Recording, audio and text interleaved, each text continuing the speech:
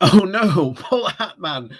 Not another video on the divides in the Conservative Party. Well, I'm sorry, but this is important. This is politics. And trust me, having a good foundation for what is currently going on in the Conservative Party is going to be crucial for understanding the problems that are going to come down the line in potentially a month, even maybe in a couple of weeks' time. So it is crucial you understand the divide lines, who stands where, and why these divides are happening. Then you can understand the problems in the Conservative Party that are going to come forward. Because you know, and I know, I love to hammer home into my audience certain talking points. Like I've always said, participation. You can get more done with 1 foot in the door than you can 2 feet outside it. That is my often used line when I say, go join your local whatever party, be it Labour, Conservative, Lib Dems. I don't care. Get involved in politics. It is important. Write to your MPs, write to your local councillor, find out who your local councillor and MPs are. It's very, very easily to do. You can just Google it and you can find out very easily and quickly. But this is, as I've said, super important because this is going to cause massive headaches, not only for Johnson, but potentially whoever takes ownership of the Conservative Party, not only after him, but at least who knows which Conservative Prime Minister will once again be able to truly unite the Conservative Party back into a single party and do away with this factionism that has arisen because of Brexit. So let's go diving straight in then into this article. But before we do that, please do remember to hit that like, share, and subscribe button. And of course, down below, there are links to my Patreon page, as well as a one-off donation link called Buy Me Coffee, where you can, well, buy me coffee. And as always, thank you very much for watching. And we will, thank you very much for watching. Thank you very much to all those people who do support the channel that way. And now, on with the article. So, this comes from The Guardian, the title of "A Conservative Party Divided is One More Unintended Consequence of Brexit." Conservative MPs have second, third, and fourth jobs for years.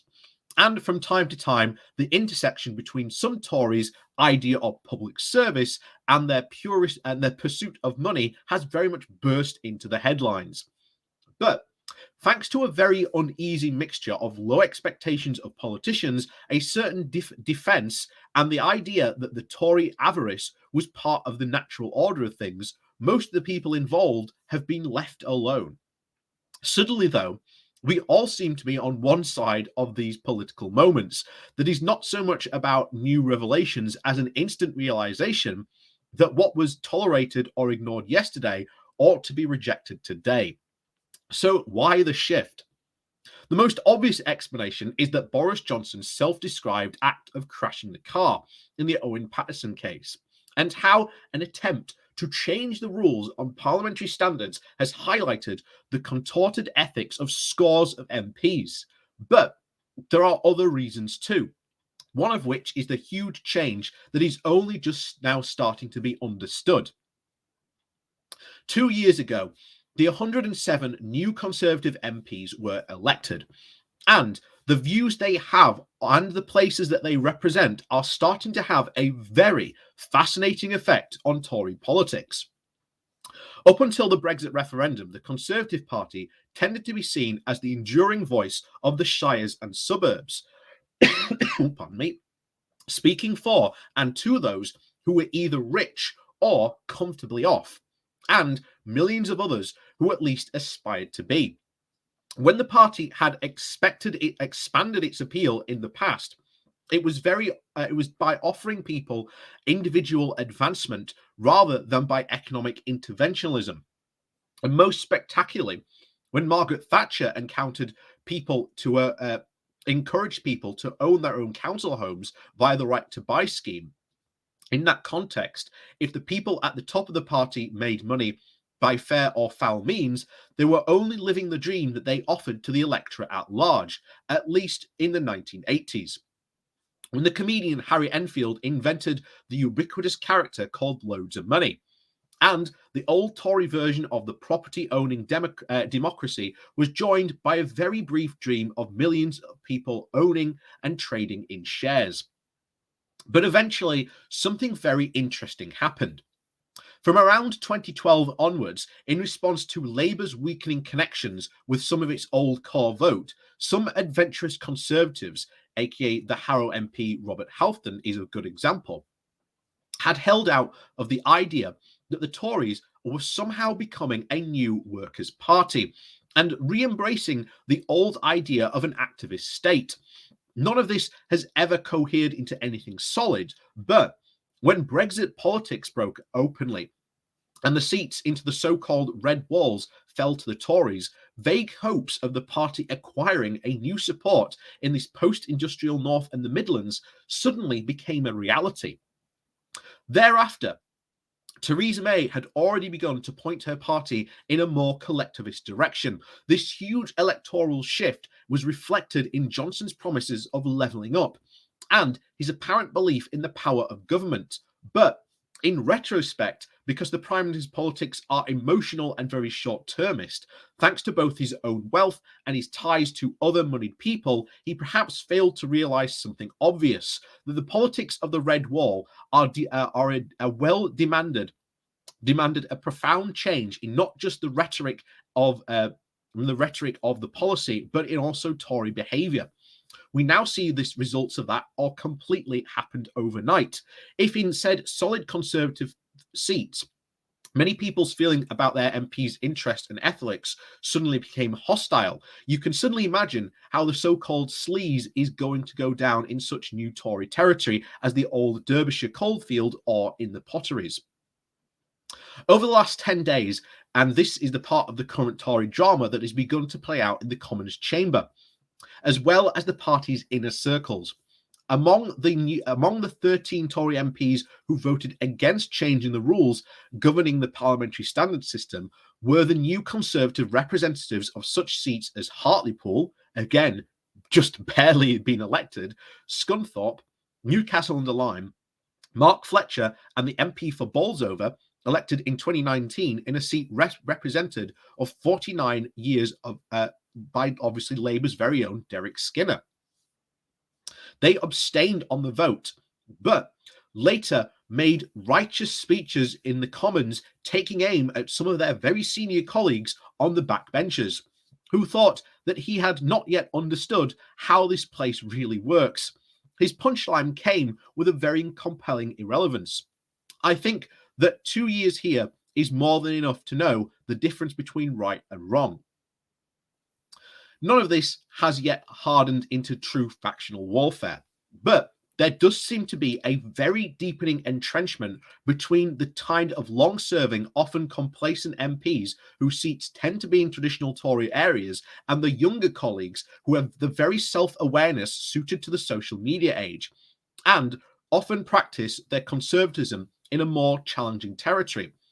As an unnamed Tory recently told the Daily Mail, the former kind of MP thinks that their annual pay of £82,000 is the basic salary, which they can then build up outside of Westminster, while the latter concedes that the £82,000 is all the money in the world. Moreover, seasoned Tory MPs are often old school Thatcherites who are very sceptical about levelling up, whereas many of the new party's MPs were elected on the promise of the government coming to aid in their areas. The fact that more senior Conservative MPs include a lot of zealous backbenchers for Brexit, think of Patterson, John Redwood, or Ian Duncan Smith. This gives the story a very fascinating twist. When the movement pulls off a revolution, the casualties are often its elders. And it might prove to be the case.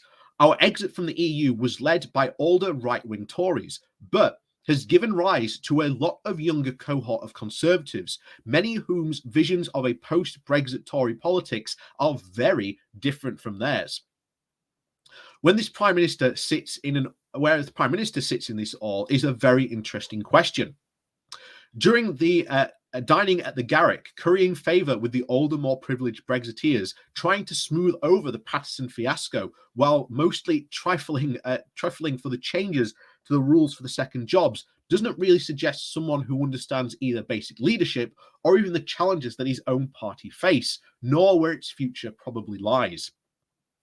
Johnson should also be worried about the apparent dwindling credibility of his own levelling up drive, symbolised by last week's broken promises on the improvements to the rail system and the fact that the government's own social care plans will disproportionately hit pensioners in less well-off places. There's also something about the combination of that story and the second jobs mess that highlights the glaring Tory shortages of working class voices in the cabinet. Any policy as potent and totemic as right to buy, and even after 2 years, any real sense about what levelling up actually means. The usual caveat applies. Tory woe does not entail a convincing Labour revival. But one modern political truth seems unquestionable. We live in irrelevant revolutions and volatile times. Though senior Conservatives have so far used these currents to their advantage, they may soon or later find themselves being swept away by those same currents. So that's very interesting. And I keep on telling you how these factions and potentially these new Tory MPs could very well today. We know this vote is happening today. It may have well happened by the time this vote comes out. I'm not 100% sure. But we could see a proper Tory rebellion take place today, led by the Northern Research Group, which again are these new red wall Tory MPs, which you can see here. These are them.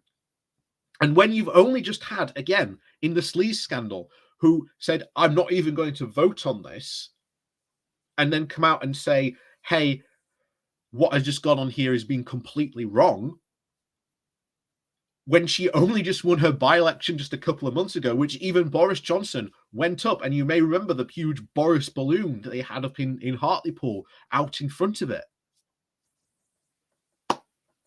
Very, very interesting indeed. And remember the comments of the locals from those articles that we went through at that time, all saying one thing. We gave you Brexit, you promised us things, we want you to deliver on those things. The pressure on those Northern MPs will be being felt. And the social care changes plan, the bill that's coming through today, there's three things that possibly happen. A, Johnson just manages by the skin of his teeth to squeeze this bill through. And he'll have a very, very small majority. But again, for a Conservative Prime Minister with such a very large convincing majority, to lose on such a slim margin will be incredibly embarrassing for him. Or there'll be the two U-turn options that will probably happen. Either A, Boris will come out and say, right, we're U-turning on this. We'll kick it down the road for a couple of months and we'll see what happens. Or he will just come out and say, right, we're scrapping it. Either way are going to be very, very embarrassing for this Prime Minister. But this will go to show that these new MPs have power. And if they start to realise that they have quite a lot of power, and they do have quite a lot of power in the Conservative Party, what else will they start to push for? Will the new replace the old? We've got some very interesting fights going to happen in the Conservative Party. And as I keep on telling you, you've got to pay attention to what is going on in the Conservative Party. You might not want to, but trust me, this is playing out on Conservative Facebook pages all the time. I'm seeing this on a daily basis because I've joined a couple of local, like Labour's got some, the local Conservative Facebook pages. This fight is taking place openly. People are commenting, telling their new Labour, not their Labour MP, but their new Conservative MP to hold Boris to account, to make him keep these promises. There's a fascinating time going on in the Conservative Party, and it's very interesting because these are going to have massive consequences going forward down the line. Who knows what these consequences may end up being? As was said there, look at how revolutions go. The old guard used this chaos over Brexit to pave their way to power. Now, the chaos and the turbulence is still there. And to quote the end of that article, they may themselves find them swept away in this new tide. So, as always, we're just going to have to wait and see what happens. But nevertheless, this could be a very, very interesting week. Obviously, I will let you know what happens in that bill. I'll probably end up doing a story on it. Of course, if there was a rebellion or a very embarrassing U-turn, don't worry, I will keep you apprised on that. But as always, thank you very much for watching. It's been a bit of a long one today, but please do remember to hit that like, share, and subscribe button. And of course, down below, there are links to my Patreon page and a one-off donation link called Buy Me Coffee, where you can, well, buy me coffee. And as always, thank you very much for watching, and we'll see you